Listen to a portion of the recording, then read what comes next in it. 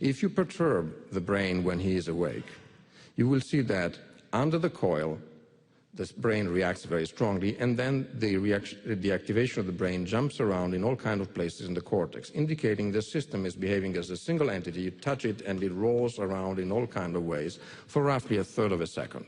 It's integrated, and it has a vast repertoire of states, just as you would expect when you're awake and conscious. Then you do the same thing in the same subject, in the same place, at the same intensity, when you are unconscious early in sleep.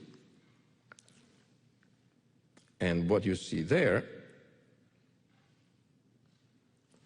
is that the brain is indeed active, it is reactive, it is responding very strongly to the stimulation, but that activity doesn't go anywhere.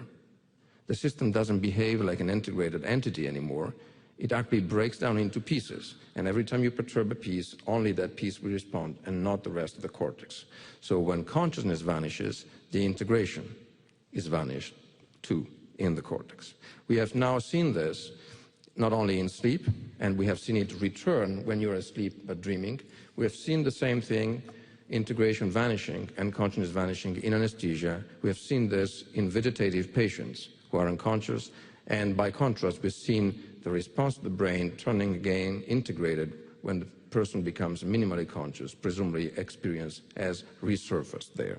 So let me finish by giving you then, based on this theory, a recipe for building a conscious system.